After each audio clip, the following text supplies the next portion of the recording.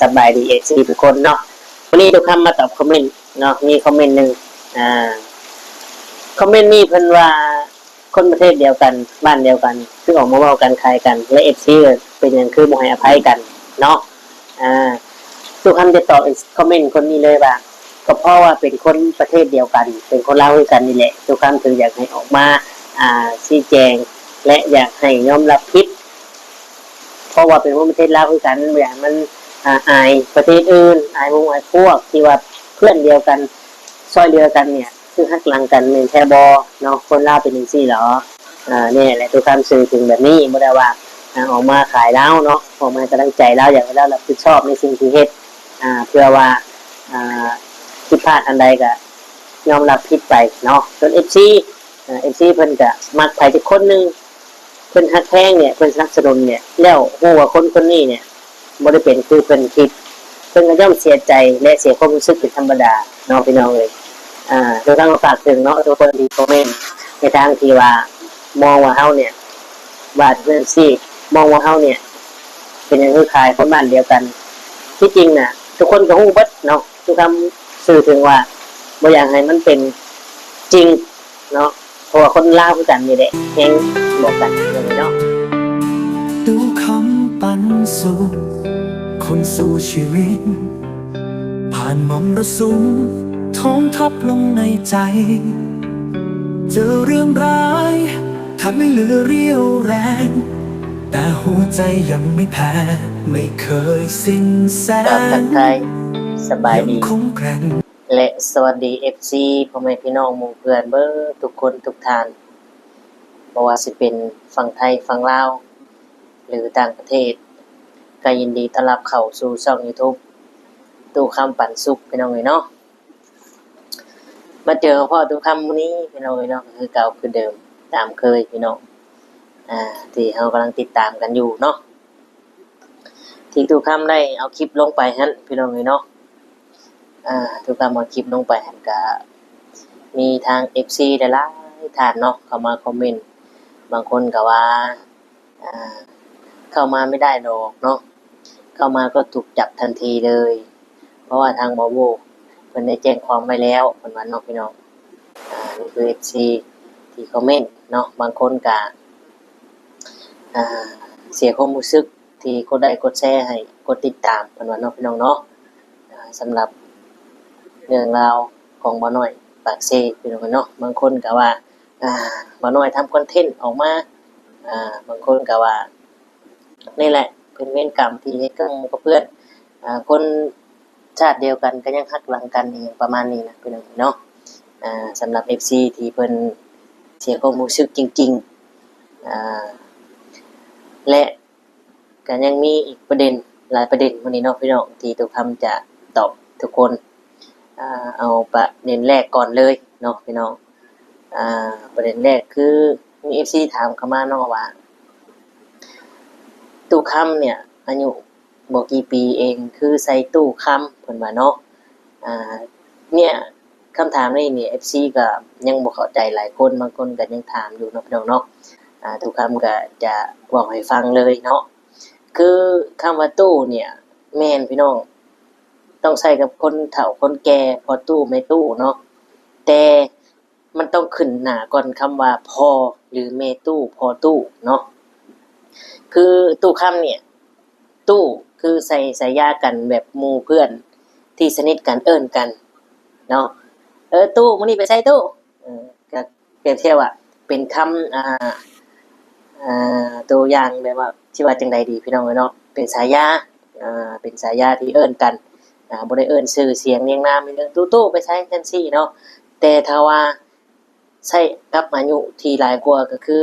ต้องขึ้นคำว่าพ่อตู้เนาะตู้เย็นตู้ซักผ้าตู้อ่เครื่องเสียงเนาะบ้านตุกคำเอิ้นตู้นะแต่ถ้าว่าพ่อตู้แม่ตู้ก็ไปอีกแบบหนึ่ง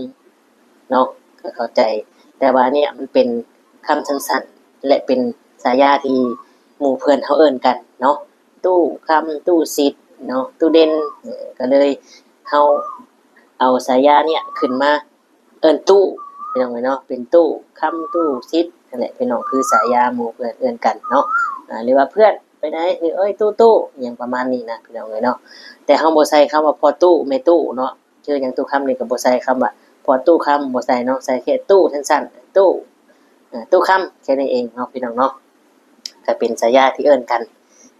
เนาะก็ขอบคุณ FC หลายๆเนาะที่ให้ความสนใจและสงสัยในเรื่องนี้นะพี่น้องเนาะทุกครั้งก็จะตอบทุกครั้งเมื่อ FC ถามเนาะบางคนก็เอิ้นเพื่อนๆเฮ้ยแต่ว่ากลุ่มทุกคำเนี่ยหมู่เพื่อนเนี่ยจะเอิ้นกันมีแต่ตู้บางทีก็แบบภาษาบ้านก็เฮ้ยทึกๆทึกนี่หมายความว่าควายทึกควายตู้ไอ้ควายแบบตัวทึกนะตัวผู้นะพี่น้องแบบคึกคักคึกนะเอิ้นทึกเนาะบางทีก็เอิ้นตู้แค่นี้ตู้แค่นี้แหละพี่น้องบ่ได้มีหยังมากมายมันเป็นฉายาที่หมู่เพื่อนเอิ้นกันเนาะ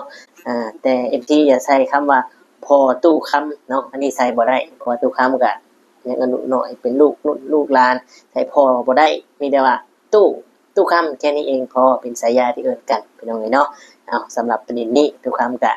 อธิบายแบบนี้แหละตามที่ว่าเฮาได้เอิ้นกันเป็นฉายาพี่น้องเนาะเอาเข้าประเด็นที่2กันบัดนี้พี่น้องเนาะประเด็นที่2นี่คือเกี่ยวกับFC ว่าเจ้าหน้าที่ทางลาวเนี่ยคือบ่เห็นดำเนินการอีหยังเนาะเพิ่นถามหยังประมาณนี้หรือว่าต้องมีเงินให้เจ้าหน้าที่บ่ถึงจะดำเนินการเนาะหลายๆคนสงสัยพี่น้องเนาะเพราะว่ากระแสตอนนี้ก็ยังเงียบทางบ่น้อยก็ยังปกติเนาะสำหรับคำถามนี้เนาะทุกความก็บ่ฮู้สิตอบจังใดเนาะมีแต่ว่าอันนี้มันก็ขึ้นอยู่กับบุคคลหรือส่วนตัวบุคคลที่เฮ็ดชั่วหรือบุคคลบ่ดีคือกันนั่นแหละเนาะตำรวจดีเจ้าหน้าที่ดีชั่วก็มีปะปนกันพี่น้องตำรวจดีก็มีเนาะบ่รับเงินบ่รับสินบนก็มีพี่น้องเนาะแต่ว่าเรื่องนี้เฮาก็เฮ็ดหยังบ่ได้ว่าหยังบ่ได้เพราะว่าเพิ่นถือกฎหมายอยู่แล้วเนาะพี่น้องเนาะบ่มีไผเอาชนะกฎหมายได้แต่ก็คือว่าหั่นแหละเฮาก็ปล่อยไปตามขั้นตอนของเจ้าหน้าที่เพิ่นมีแต่ติดตามและเบิ่งไปเรื่อยๆว่ามันเป็นจังไดเนาะพี่น้องเนาะสำหรับคอมเมนต์นี้หรือคำถามนี้ทุกคำก็ตอบได้ส่ำนี้เนาะพี่น้องเนาะแต่จริงๆแล้วหลักๆมันก็มีกันทั่วโลกทั่วประเทศมีทั้งผู้ดีและผู้ร้ายเนาะบางคนเป็นตำรวจดีและซื่อสัตย์ก็มีแต่ส่วนมากเนาะตำรวจดีซื่อสัตย์เนี่ยส่วนมากจะถูกกระทำและเอาเปรียบเสมอเนาะมันบ่มีความยุติธรรมเลยพี่น้องเอ้ยอย่างเช่นที่ผ่านมาเฮาก็เห็นข่าวในพี่น้องเอ้ยเนาะตำรวจท่านหนึ่งที่ไปจับพวกสแกมเมอร์พวกฉ้อโกงทางบัญชีหรือว่าทางนักต้มตุนนี่แหละเนาะก็ได้ถืออุ้มเอาไปฆ่าพี่น้องนี่แหละคือตำรวจที่ซื่อสัตย์และภักดีจับคนได้เนาะและก็ถืออำนาจผู้ที่อยู่เบื้องหลังอำนาจมืดนี่แหละมันสื่อให้เห็นว่าความเป็นธรรมมันบ่มีหั้นน่ะพี่น้องคนดีมักสิตายไวเนาะมักสิมีแนวอันเป็นไปพี่น้อง ตามที่ว่าเฮาเห็นในสังคมเด้เนาะสำหรับเรื่องที่ FC ได้ถามพี่น้องเนาะประเด็นที่3บัดนี้พี่น้อง ประเด็นที่3นี่คือแนวนี้เนาะที่ว่าตุคำได้เอาคลิปลงไปหั้นที่ลุงผู้นั้นเพิ่นออกมาเว้าว่าบ่น้อยเนี่ยไปขี่ใส่คนราคาเฮือน FC บ่FC เจ้าคือเก่งแท้บ่น้อยคือออกมาว่าเจ้าอยากบอกเลยว่าลุงผู้เนี้ยเพิ่นอาจสิบ่ได้เบิ่งคลิปเนาะและก็ยังบ่ฮู้เรื่องราวอีหยังจงเข้าใจว่า FC เนี่ยหรือว่าไผก็แล้วแต่เนาะมักในสิ่งที่เฮาเห็นสิ่งที่เฮาชอบและเฮาชื่นชมเฮาสนับสนุนเนี่ยเฮาเบิ่งว่าเขาเป็นคนดีว่าเขาเนี่ยสุดยอดกับหน้าที่การงานนี้บริสุทธิ์โปร่งใสบ่โกงบ่คดเนาะซื่อสัตย์ต่องานต่อสิ่งทุกอย่างที่เจ้าทำเนี่ยเฮาก็มักและ สนับสนุนคือความมักความชอบเนาะและมือหนึ่งคนผู้นี้เนาะบุคคลนี้ที่ว่าเฮาชื่นชอบเฮาสนับสนุนเนี่ยในเฮ็ดให้เฮาเห็นว่าสิ่งที่เพิ่นแสดงมาน่ะที่เฮาชื่นชอบน่ะมันบ่แม่นความจริงเฮาก็ต้องรู้สึกเสียใจและเสียความรู้สึกแม่นบ่พี่น้องสำหรับคนที่ฮักแพงกันได้เนาะฝากถึงลุงผู้นี้นำก็แบบคือเจ้าฮักผู้นั้นผู้นี้เจ้ามักละครเรื่องนี้หรือว่ามักในตัวตนของคนนี้เป็นจังซี่สิ่งที่เจ้าได้สัมผัสเพิ่นแต่สุดท้ายแล้วสิ่งที่เจ้าสัมผัสกับผู้ชายคนนี้มันบ่แม่นอย่างที่เจ้าคิดอย่างที่เจ้าหวังเจ้าก็ย่อมเสียใจและเสียความรู้สึกเป็นธรรมดาแม่นบ่พี่น้อง FC ก็คือกันเนาะพี่น้องฝากถึงลุงเพิ่น FC ก็คือกันเพิ่นก็ย่อมเสียความรู้สึกเป็นธรรมดาเพิ่นก็ติดตามมาดนนานว่าเป็นคนดีแต่สุดท้ายแล้วก็เป็นการคอนเทนต์หลอกลวงเนาะสำหรับที่ FC ได้คอมเมนต์เนาะทุกคำอธิบายในซ้ำนี้และฝากบอกลุงผู้นั้นเนาะพี่น้องเนาะและประเด็นที่3พี่น้องเป็นประเด็นที่3นี่ก็ยังเกี่ยวกับ FC คือเก่าเนาะแต่ว่า FC น่ะมันก็มีทั้งผู้ดีและผู้บ่ดีมันก็มีหลายกลุ่มหลายพรรคหลายพวกเนาะแต่ว่ามี FC ผู้หนึงเนาะหรือว่าที่อยากให้ความเป็นธรรมหรือว่าจังใดทุกคำก็บ่เข้าใจจุดประสงค์เพิ่นแต่เพิ่นว่าแนวนี้พี่น้องเอ้ยเนาะเพิ่นได้คอมเมนต์ว่าเป็นหยังคือบ่ให้อภัยและเป็นหยังคือต้องมาขายคนลาวคือกันมาเว้าคนบ้านเดียวกันประเทศเดียวกันอันนี้คือเพิ่นสื่อถึงทุกคำหรือว่าจังไดเนาะทุกคำก็ตอบด้วยว่าทุกคำจะบอกเลยเนาะจะตอบ FC เลยสิ่งที่เราคอมเมนต์มาว่าเป็นหยังคือบ่ให้อภัยกันผมก็คนไทยคนหนึงอันนี้คือเพิ่นตอบคอมเมนต์ของ FC ในช่องทุกคำนั่นแหละเนาะและเพิ่นก็ยังอีกข้อคอมเมนต์หนึงว่าคนประเทศเดียวกันคนลาวคือกันคือเว้ากันคล้ายกันเนาะคือจังซี่พี่น้องเนาะทุกคำจะอธิบายให้ฟังทุกคำเนี่ยก็เป็นคนลาวและเป็นคนประเทศเดียวกันซึ่งมันทำให้เห็นว่าประเทศเดียวกันคนลาวเนี่ยบ่แม่นแบบนี้และบ่เป็นแบบนี้ทุกคนเนาะและทุกคำก็อยากให้คนที่ว่ารู้สึกผิดหรือเฮ็ดอีหลีเนี่ยออกมายอมรับความจริงและปรับปรุงตัวใหม่เนาะบ่ว่าสิคนไทยคนลาวหรือคนอยู่ไสก็แล้วแต่ย่อมให้อภัยและสนับสนุนเนาะแต่นี่ FC เพิ่นเสียความรู้สึกคือมีเรื่องราวออกมาแบบนี้แล้วถ้าเจ้าบ่ได้เฮ็ดจริงเจ้าบ่ได้ทำผิดอีหลีเจ้าคือบ่ออกมาชี้แจงและเว้ากับหมู่คู่เนาะตู้คำก็คือกันเห็นคนประเทศเดียวกันคนลาวคือกันเนี่ยมาเฮ็ดพฤติกรรมอย่างนี้บ่อายหมู่อายเพื่ออายประเทศอื่นเขาบ่เนาะเพราะว่าตู้คำคิดถึงว่าเป็นคนบ้านประเทศเดียวกันนี่แหละตู้คำถึงออกมาเว้าและอยากให้ทางเพิ่นเนี่ยออกมาชี้แจงและคุยกับหมู่เพื่อนดีๆมันจะอายประเทศอื่นอายคนอื่นคือจังซี่แหละเนาะเพราะว่าเป็นคนลาวเป็นคนประเทศเดียวกันก็บ่อยากให้มันเสื่อมเสียเนาะบางกลุ่มบางคนก็แม่นอยู่ว่าคนเฮามันบ่คือกันทุกคนแต่บ่าวน้อยปากเซแล้วก็เป็นคนลาวเนาะทุกครั้งก็เป็นคนลาวและทุกครั้งก็เห็นยูทูบเบอร์คือกันก็อยากให้ออกมาว่าคนมันก็บ่ได้คือกันทุกคนเนาะพี่น้องนี่แหละสิ่งที่ทุกคำออกมาบาง FC ว่าออกมาว่าให้กันคนลาวคือกันก็เพราะว่าคนลาวคือกันเนี่ยถึงออกมาบอกกันให้ออกมาขอโทษหมู่เพื่อนและยอมรับความผิดของตนซะเนาะว่าผิดจริงผิดน้อยผิดหลายส่ำใดทุกคนย่อมให้อภัยเนาะบ่เหยียบย่ำกันแบบที่ FC ได้ว่าคนล้มอย่าข้ามคือเพิ่นว่าเนาะไม่ล้มข้ามได้ บางเทื่อไม้ล้มขอนไม้ต้นไม้ที่ล้มเฮายังบ่กล้าข้ามเพราะว่าฝั่งนั้นบ่ฮู้ว่าสิมีหนามมีตะเข็บมีงูมีแง่วอยู่ฝั่งนั้นบ่ถ้าเกิดเฮาข้ามไปโดยสิ่งที่ว่าเฮายังบ่ได้เบิ่งเนี่ยก็อาจจะถูกงูฉกได้เนาะถ้าว่าเฮาคิดไปในมุมแบบว่าในคำโบราณเพิ่นว่าเนาะแต่กรณีนี้เนี่ยเราบ่ได้ล้มพี่น้องเอ้ยเนาะ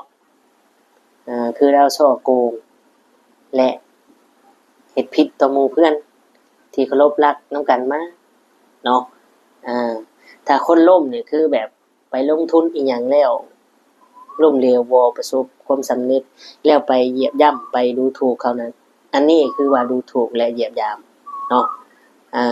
ความหมายคือคนล้มอย่าข้ามเนี่ยก็จะไปประมาณนี้เนาะพี่น้องเนาะตามอันนี้คือในมุมมองของตุกคำได้พี่น้องที่ตุกคำอธิบายไปนี่ก็แบบนี้แหละพี่น้องเนาะและ FC เนาะผู้ที่คอมเมนต์นั่นก็ได้เบิ่งได้ชมแล้วก็ดีใจเนาะที่เราคอมเมนต์ว่าผมเป็นคนไทยคนหนึงและให้อภัยแม่นให้อภัยไผก็ให้อภัยคือกันเบิดถ้าออกมารับผิดชอบในสิ่งที่ตนทำเนาะพี่น้องเนาะแต่ว่าตู้ค่ำเนี่ย ตู้ค่ำเนี่ยกับออกมาเนี่ยเพราะว่าเป็นคนบ้านประเทศเดียวกันเนาะบ่อยากให้เฮ็ดแบบนี้มันน่าอายคนลาวคือกันเพราะว่าคือจังซี่แหละเห็นบ่หลายๆคอมเมนต์บางคนก็ว่าโอ๊ยเพื่อนตัวเองคนบ้านเดียวกันยังโกงกันเลยเห็นบ่ล่ะเห็นบ่นี่แหละมุมมองเห็นบ่มันก็สิออกไปประมาณนี้เพื่อนเดียวเพื่อนเจ้าของเนี่ยก็ยังเฮ็ดก็ยังโกงได้เนาะนี่แหละทุกคำสื่อถึงว่าอยากให้คุยกันเข้าใจกันผิดเล็กๆน้อยๆก็ว่ากันไปเนาะมันเสียชื่อเสียงและประเทศลาวเนาะพี่น้องแต่ทุกคำเข้าใจว่าคนเฮามันก็มีหลายมุมหลายพวกหลายๆคนก็บ่คิดไปต่างกันเนาะทุกประเทศมีเบิดคนดีคนชั่วคนเลวร้ายก็มีเบิดพี่น้องเอ้ยเนาะนี่เรื่องราวที่ทุกค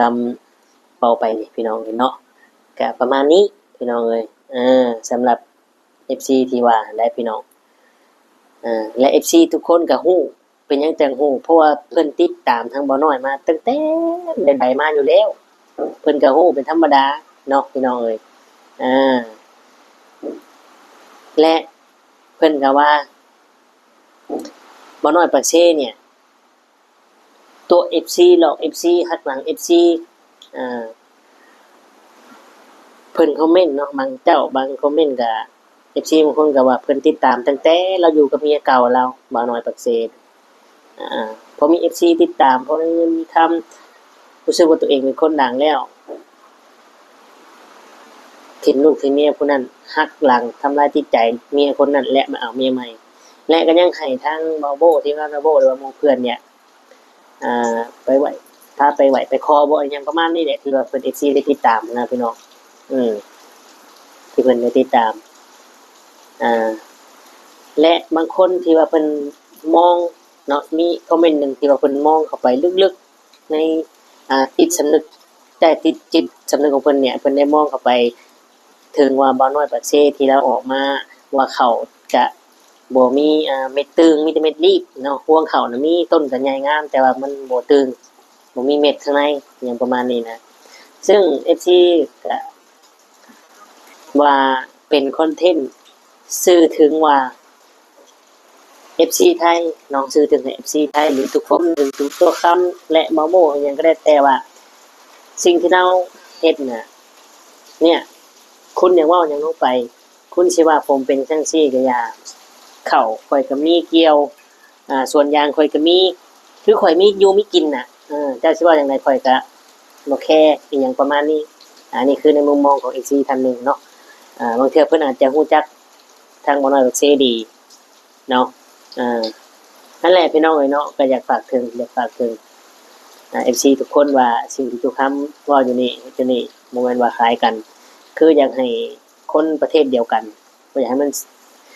เสียชื่อเสียงประเทศลาวเป็นคนลาวเป็น ยูทูบเบอร์คือกันเนาะแต่ทุกคำก็เข้าใจและโอ้ว่า FC กับบริคิดแบบว่าแบบนั้นแต่มันก็มีมันก็ยังมีแหละนอกไปนอกนั่นแหละทุกคำถึงให้กำลังใจให้กำลังใจซะเนาะให้กำลังใจทั้งบอลน้อยตักเซ่ด้วยทั้งไปที่ถึงกระทำเนาะและก็อยากให้บอลน้อยตักเซ่เนี่ยออกมาชี้แจงและว่าชัดเจนความเป็นเรื่องจริงบ่